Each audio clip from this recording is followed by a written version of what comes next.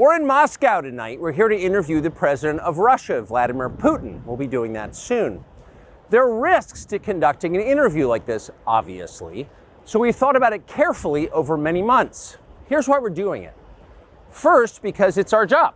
We're in journalism. Our duty is to inform people. 2 years into a war that's reshaping the entire world, most Americans are not informed. They have no real idea what's happening in this region, here in Russia or 600 miles away in Ukraine. But they should know.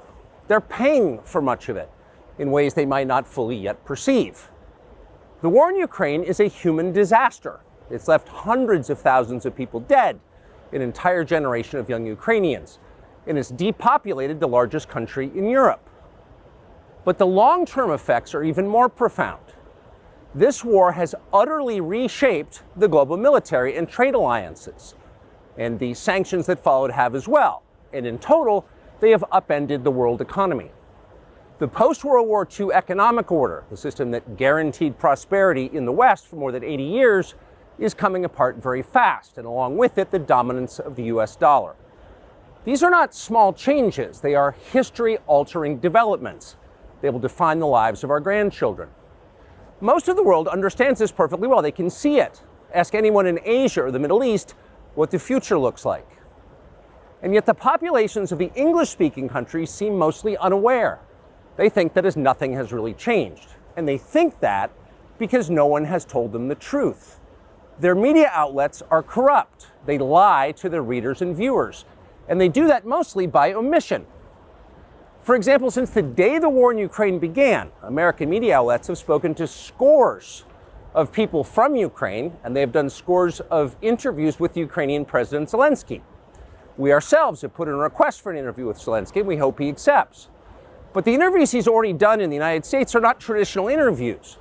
They are fawning pep sessions specifically designed to amplify Zelensky's demand that the U.S. enter more deeply into a war in Eastern Europe and pay for it. That is not journalism. It is government propaganda.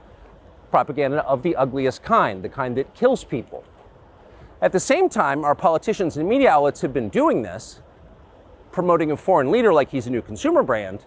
Not a single Western journalist has bothered to interview the president of the other country involved in this conflict, Vladimir Putin.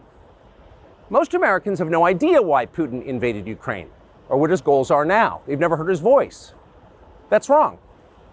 Americans have a right to know all they can about a war they're implicated in, and we have the right to tell them about it because we are Americans too. Freedom of speech is our birthright. We were born with the right to say what we believe. That right cannot be taken away no matter who is in the White House. But they're trying anyway. Almost 3 years ago, the Biden administration illegally spied on our text messages and then leaked the contents to their servants in the news media. They did this in order to stop a Putin interview that we were planning. Last month, we're pretty certain they did exactly the same thing once again. But this time, we came to Moscow anyway. We are not here because we love Vladimir Putin.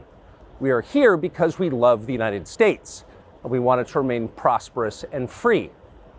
We paid for this trip ourselves. We took no money from any government or group, nor are we charging people to see the interview. It is not behind a paywall.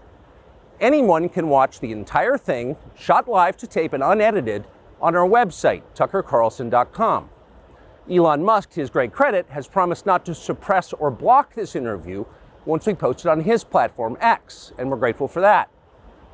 Western governments, by contrast, will certainly do their best to censor this video on other less principled platforms because that's what they do. They are afraid of information they can't control. But you have no reason to be afraid of it. We are not encouraging you to agree with what Putin may say in this interview, but we are urging you to watch it. You should know as much as you can. And then, like a free citizen and not a slave, you can decide for yourself. Thanks.